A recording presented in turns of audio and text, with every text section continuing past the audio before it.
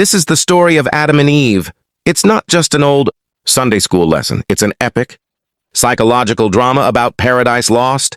We are breaking down how one single bite completely rewrote the rules of human nature, shame, and the world we live in today. Was it a setup or the ultimate test of free will? Let's head over to the story now. Before the world had cities, before it had roads, before it had noise, there was only silence and beauty. The great Creator, whom the elders call the one who was before everything, shaped the earth with his own hands. He breathed life into the soil, and the soil became rivers, mountains, and forests. In the heart of this paradise, the Creator planted a garden so beautiful that even the stars would lean down to look at it. The trees were tall and proud. The flowers bloomed in colors that had no names. Fruits of every kind hung heavy on every branch, sweet and full of life. The Creator stood at the center of the garden and smiled. He reached into the red earth, the same earth the elders say still holds memory, and shaped a man. He pressed his lips to the man's nostrils and breathed. The man's chest rose, his eyes opened, and the world had its first witness. His name was Adam. He was tall, deep-skinned like the mahogany tree, with eyes that held the reflection of the whole sky. He looked around and saw rivers, birds, and mountains. He touched the grass and felt it tickle his fingers. He laughed, and that was the very first sound of joy on earth. The Creator walked with Adam in the garden every morning. They talked like a father and son. The Creator showed Adam every tree, every animal, every river. He said, "All of this is yours, Adam. Eat from any tree you wish. Run through any field. Swim in any river. This garden is your home forever." But then the Creator stopped walking. He pointed to the very center of the garden. There stood one tree unlike all the others. Its bark was dark like midnight. Its leaves shimmered like they carried secrets. And its fruit, deep red, almost glowing, hung there like a warning dressed in beauty. The Creator's voice became very serious. "Adam," he said, "you may eat from every tree in this garden, every single one. But this tree, the tree of knowing good and evil, do not touch it. Do not eat from it. The day you eat from it, something inside you will break forever." Adam nodded. He understood, or at least he believed he did. He walked away from the tree and did not look back. He had everything. The birds sang for him. The lions lay peacefully beside him. The rivers ran cool and clean. What more could any person ever want? He was perfectly happy, for a time. But one evening, Adam sat alone by the river and felt something strange. Not hunger, not pain, just emptiness, like a room with no one in it. He looked at the birds flying in pairs. He watched the lions walking side by side. He saw two zebras drinking together, and his heart made a sound like longing. The Creator saw this, and the Creator understood loneliness before Adam could even name it. So that night, while Adam slept under the mango tree, the Creator bent down gently. He took something from Adam's side, not painfully, like a gift freely given, and from that he shaped someone entirely new, someone the world had never seen. She appeared like the morning, like the first ray of sun hitting the river. She stood at the edge of the garden with eyes full of wonder, hair natural and free, skin glowing like polished amber wood. She turned slowly and looked at everything, and everything seemed to look back at her with recognition and joy. Adam woke up. He rubbed his eyes. He stood, and then he saw her standing there across the garden, and something in his chest moved in a way it never had before. He walked toward her slowly, like a man walking toward fire, knowing the heat, but unable to stop. He whispered her name before he even knew it, Evie. They walked together every day. They ate fruits together. They named the animals together. They sat by the river and told each other about every thought in their hearts. This was joy. Real, deep joy. The kind that fills every corner and leaves no room for fear or hunger or sadness. This was how life was meant to be. But even in paradise, not every day felt the same. Some mornings, when the light hit the center of the garden differently, Eve would find herself staring at the forbidden tree, not because she wanted to disobey, but because the tree was so beautiful. And beautiful things have a way of pulling the eyes without asking permission. One afternoon, while Adam was away naming new animals by the far river, Eve found herself standing closer to the tree than she had ever stood before. She had not planned to walk there. Her feet had carried her without asking. She stood very still, looking up at the dark bark, the shimmering leaves, the single glowing fruit. Then she heard it, a voice, low and smooth, like river water over polished stones. It came from the thick roots of the tree. She looked down and saw something coiled there, long, dark, and shining. A serpent, but not like any animal she had known. This one looked at her. And this one spoke. "Eve!" the serpent said, rolling her name like something sweet in its mouth. "You are standing so close to the tree. Are you not curious?" Eve took one small step back. "The Creator told us not to eat from it," she said carefully. The serpent tilted its gleaming head and smiled. And a serpent that smiles is never a good sign. "Did the Creator really say you cannot eat from any tree?" the serpent asked. Its voice was like honey, sweet at first, but heavy when you swallowed too much. "No," Eve replied, "we can eat from all trees. Only this one. If we touch it, if we eat it, the Creator said something inside us will break." The serpent laughed. Not loudly, just a small, confident sound, like someone who knows a secret and has been waiting a long time to share it. "Break?" it said slowly. "Nothing will break, Eve. Listen to me carefully.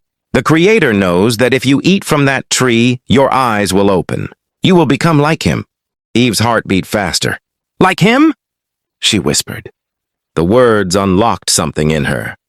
A door she hadn't known was there. "Yes," the serpent continued, keeping its voice low and persuasive. "You will know everything, good and evil, light and darkness. You will not need anyone to tell you what is right. You will know it yourself." She looked at the fruit again, really looked. It was so red, so full, so alive. It seemed to glow with a kind of intelligence. She thought about what the serpent said, to know everything, to understand the world fully. Was that such a terrible wish? Was wanting to understand, truly understand, really so wrong? Her hand moved before her heart could stop it. Her fingers wrapped around the fruit. It was warm, unnaturally warm, like it had been waiting for her touch. She pulled gently and it came free without resistance, like it had always been meant for her hand. She held it in both palms and stared at it. Everything was still. She bit into it. The sound was soft, like the closing of a door. The juice ran down her chin, dark and sweet. For one moment, the entire garden held its breath. No wind, no birdsong, no river sound. Just silence. And then, deep in her chest, something changed. Something opened that could never be closed again. Her eyes opened wide. Not in pain, in shock. She could see things she had never seen before. Shadows she hadn't noticed. The cracks in the bark of trees. The difference between the color of joy and the color of fear. She saw herself, truly saw herself. And for the first time in her life, she felt exposed. She looked down at herself. She felt suddenly bare. Not because anything had changed on the outside, but because now she understood things that had always been true. She looked around at the garden she had loved for so long, and for the first time it felt different. Not less beautiful, but heavier. Like beauty with a weight to carry. She ran. She ran to find Adam, her feet barely touching the ground, her heart pounding with something she had no name for yet. Shame and urgency mixed together. She found him by the mango grove, laughing at a young monkey swinging on a branch. When he saw her face, his laughter stopped immediately. Something was wrong. "Eve," he said, "what happened?" She stood before him, breathing hard, the half-eaten fruit in her hand. She held it out to him. "I ate from the tree," she said. Her voice was barely a whisper. "Adam, I ate from the forbidden tree."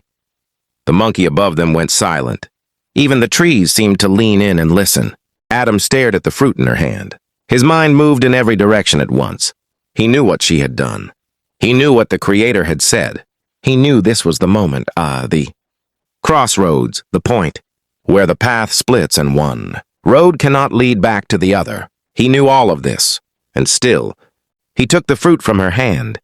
His eyes stayed on hers. He brought it slowly to his lips. He bit. The same silence came, that complete, total silence that swallows the world when something permanent happens. And then his eyes changed, wide open, flooding with understanding. He saw everything she had seen, and more, so much more. They stood together in the garden, both changed now, both carrying the weight of what they had done. Neither spoke for a long time. The garden was still beautiful. The river still ran. The birds still sat in the trees. But something had changed in the air, a heaviness that had not been there before, like rain before it falls. Then they heard it. Footsteps, not the sound of animals, not the sound of wind. These were footsteps that made the whole garden vibrate with a familiar, loving, and now terrifying energy. The Creator was walking in the garden, the same walk he always took in the cool of the evening, the same walk Adam had always looked forward to. Until now. Adam grabbed Eve's hand. "Hide," he whispered. They ran deep into the thickest part of the garden, where the leaves were biggest and the shadows were darkest. They covered themselves with the large leaves of the fig tree and crouched low. Their hearts hammered. Adam had never hidden from the Creator before. It felt terrible, like hiding from love itself. "Adam," the Creator's voice came through. The leaves like wind through a door, warm, unmistakable, impossible to ignore. "Adam, where are you?" Adam closed his eyes. Every part of him wanted to stay hidden. But you cannot hide from the one who knows every place your heart has ever been. Slowly, with heavy legs, Adam stood up and stepped forward. "Heard your footsteps?" Adam said, his voice barely holding itself together. "And I was afraid. Because I was—" He stopped. "Because I was different. And I hid." The garden fell completely silent. Not the silence of peace, the silence of something broken. The silence that comes when the most important relationship in the world has a new crack in it. "Adam," the Creator said, and his voice held no anger, only a sadness deeper than any river. "Did you eat from the tree I told you about? The tree I asked you not to touch?" Adam opened his mouth, and what came out next was one of the oldest and saddest things a human being can ever do. He pointed. "It was the woman," Adam said. "The woman you gave me, she gave me the fruit." 5 words that carried a lifetime of consequence. Eve stared at the back of Adam's head. Something between them shifted in that moment, and even the trees seemed to mourn it. This, the blame, would be one of the oldest human habits. The Creator turned to Eve. His golden presence moved gently toward her. "Eve," he said with the same deep sadness, "what is this you have done?" And Eve, who had just felt the pain of being blamed, did the same thing Adam had done. She turned and pointed toward the roots of the tree. "The serpent," she said. "The serpent tricked me." The Creator turned to the serpent last. And when the Creator speaks to something in judgment, even the bravest creature becomes still. The serpent held its shining head high, but its eyes, for the first time, showed something new. Fear. True fear. The Creator spoke, and every word landed like a stone into deep water. The garden listened. "Because you did this," the Creator said to the serpent, "you will be cursed above every animal. You will crawl on your belly. You will eat dust. And there will be hatred between you and the woman, between your children and her children. And one day, her child will crush your head." The serpent lowered itself slowly to the ground, forever. Then the Creator turned back to Eve. His voice was still soft, like the voice of a father who loves his child and must still tell them the truth. "Eve," he said, "because of this choice, life will hold both joy and pain for you now. The two will come together. You will never fully separate them again." Then the Creator turned to Adam, and the heaviness of what came next filled the whole garden like a flood. "Adam," he said, "because you listened when you should have stood firm. Because you ate from the tree I told you to leave alone. The ground is changed now. The work of life will cost you. Every day. Every season. The earth will still give you food," the Creator continued, "but it will not come easily anymore. You will plant and you will pull weeds. You will sweat under the sun. You will push and struggle and fight the soil with your hands, and only then will it give. This is the world you will now live in." Adam said nothing. The Creator fell silent. The silence was not angry. It was grieving. Like a parent who has watched their child make a choice that cannot be undone and must now let them face it. Adam and Eve stood together in the garden they had always loved, and for the first time, they understood that love and consequence live in the same house. But then, and this is the part the elders always tell with tears in their eyes, the Creator did something no one expected. Before he sent them out, before the gates of paradise closed, the Creator himself took animal skin and made them clothing, not because he was angry, but because even in consequence, love does not stop covering its children. They walked to the edge of the garden. The gate, if you could call it that, was a place where the garden simply ended and the wider world began. The trees became thinner. The air became different, cooler. The smells of soil and distance replaced the rich warmth of paradise. They stood at the line between what was and what would be. Adam stopped at the edge. He turned and looked back one final time at the garden, the trees, the river, the place where he had first opened his eyes, the place where he had first heard his own laughter, the place where he had first seen Eve. He breathed it in deeply, slowly. Then he turned back to the open world and walked forward. Eve walked beside him.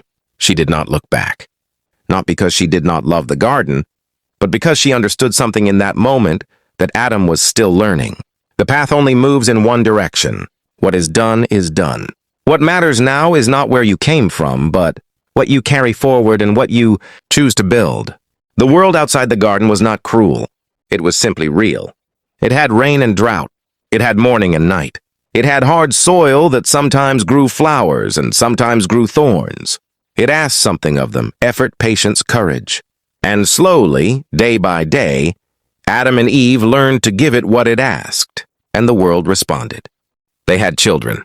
Their children had children, and their children's children spread across the land, across rivers and mountains, across deserts and forests, across every corner of the beautiful, broken, real world. Each one carrying in their blood the memory of a garden they had never seen, and a longing they could never fully explain, the longing to return to something good. The elders say that is why, when you sit by a river at sunset and feel a sadness you cannot name, when you look at the stars and feel like you are missing a home you have never visited, that is the echo of the garden, the memory that lives in the blood, the truth that the heart never fully forgets.